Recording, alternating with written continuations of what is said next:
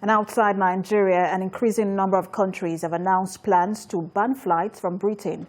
This follows the decisions by several European nations to suspend travel from the UK after the emergence of a new strain of COVID-19 in the country.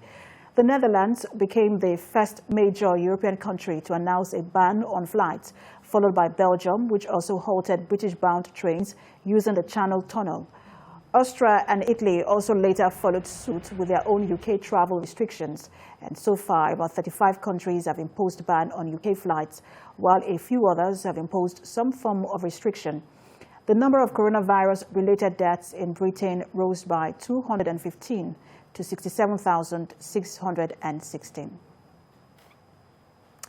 And joining me live via phone from Lagos to talk more on the second wave of the coronavirus pandemic is Global Affairs Analyst Collins Nweke. Good to have you join us, Collins Nweke. Now, when you look at the figures we're seeing so far around the world, whether in Nigeria, the United Kingdom, US, and European countries where there is a surge in numbers, and you also match that with restrictions on UK, the flights to United Kingdom. What do you make of all of this with the efforts to curb the spread of the virus?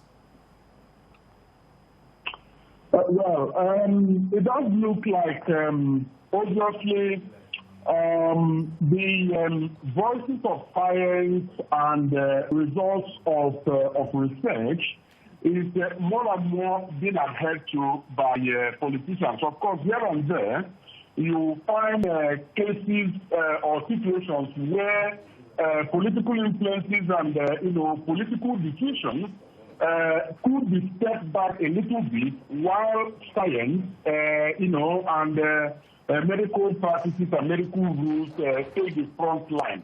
Now, in the first wave, that didn't happen to be the case.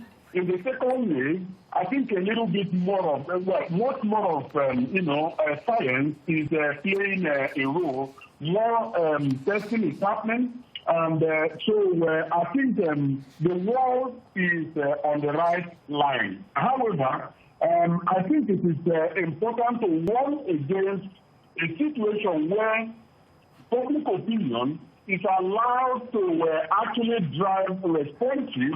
Rather than the politicians should actually lead public opinion rather than let public opinion lead them. Because if you see the rate at which countries actually banned, movement from the UK, you see that there is a little bit of a panic reaction to that.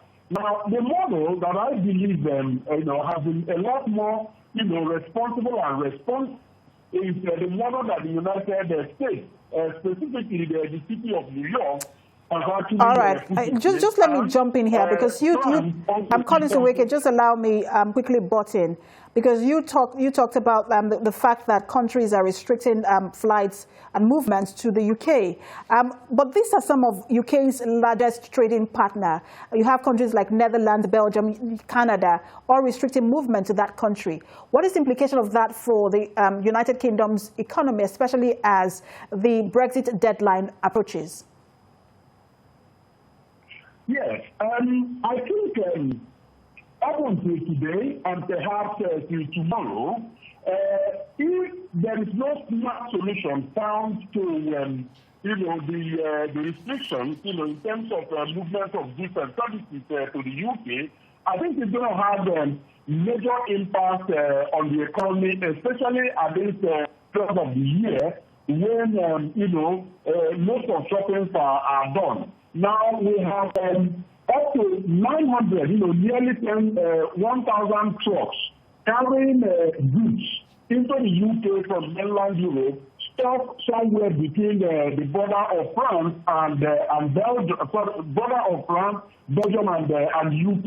And what that means is that food supply will experience massive shortage. What that also means is that the economy is going to suffer it adversely. But it is expected that if a solution around testing and all of that to be found, trust then will begin to go into UK, and then the devastation will be very well mitigated.